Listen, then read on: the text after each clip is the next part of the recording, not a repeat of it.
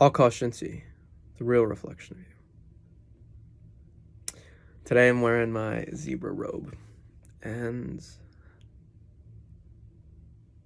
for one thing, I figured, why not, Like, one of the things that I love about clothing and style and fashion is that we can always change it up, and that purpose of always changing it up, or to me, fashion and style is all about not only being comfortable, because it's a huge, key, important thing. Yeah, they say beauty is painful, but and maybe that's true, maybe that's not. But I also think it's comfortable and stylish. So one key, at least to me specifically, one key component is style and comfort, really. And then the other piece to it is really having a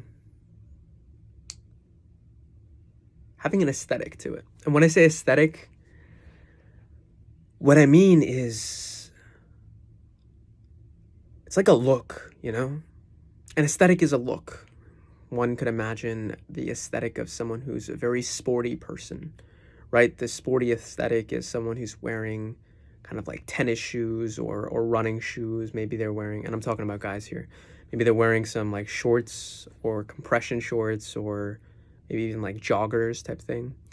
Up top, they're wearing maybe a t-shirt, maybe a sweatshirt that's kind of got the arms cut off, like a wife beater type thing, or a jersey, a tee, and maybe a hat on top, or like a sweatband or something like that. That's like a sporty aesthetic right there. Whereas a guy who's wearing something a little bit more along the lines of more of like an artistic aesthetic, that type of guy, he'd be wearing more like type of chino type pants, or some type of I would even go as far to say as like a trousers type thing.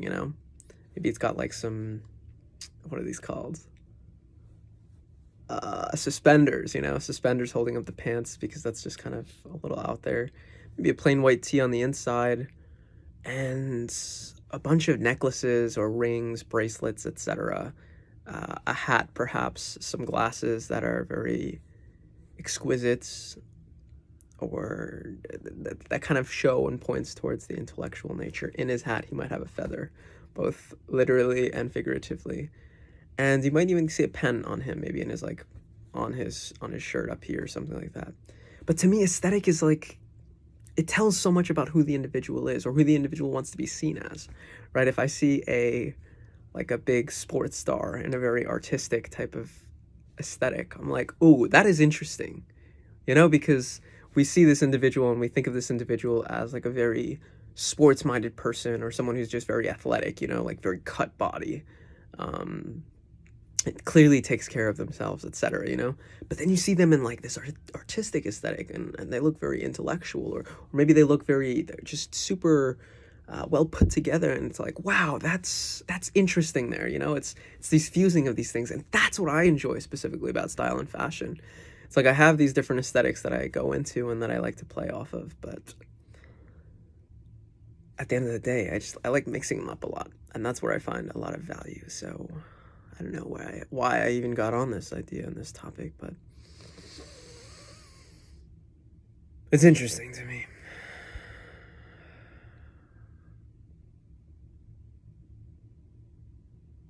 The other thing that I've really been working on and thinking about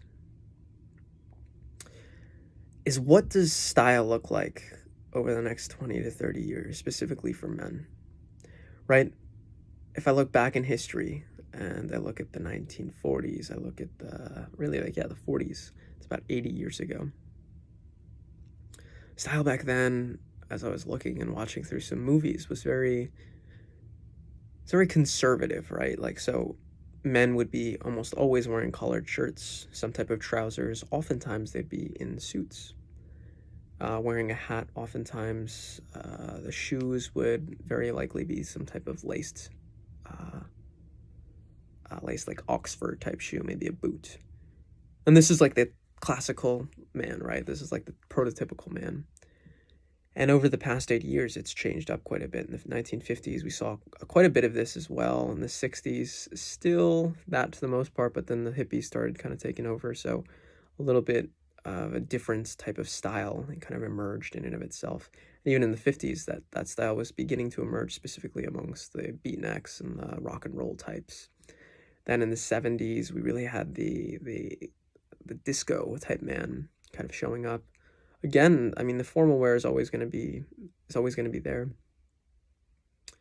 80s, really a strengthening of that disco type look, oftentimes almost like the prototypical man that I think of as kind of like the retro hippie, if you will. Hip hop starting to emerge as well. The 90s, hip hop really taking a front seat, along with some athletic wear, a lot of athletes and such. More casual wear really takes off here. Some funky colors kind of emerging from the 80s and into the 90s. Then into early 2000s, kind of these colors really of the 90s kind of starting to come to a slow, more bagginess in terms of the clothing, specifically from what I remember. Lots of jeans, very casual, almost like a gangster type look. Obviously, formal wear still continues, and depending on who you are, where you are. And then going into the 2010s, right, where things begin to, again, it's more this trends toward casualness. Now, what I'm curious about is how does that pan out over the next 80 years, right? Like, what does style look like in 2100, you know? And there's always concepts around these things, but I don't know. I've got a couple visions for the future, and obviously not sharing them on this particular video because then you guys would steal them. No, I'm just kidding around. Even if you stole them, it wouldn't matter because I've got plenty of other ideas in my head. But now that's one of the things that I like to do is just to continue to imagine what does the future look like and how am I going to style the future. It's one of the things that I like to do is I'm a style designer. I like to design styles. And so, what are the styles that I'll be designing? Well, if you keep watching and you keep up, thrive, and stay sexy, you'll know what's up. Keep up, thrive, stay sexy.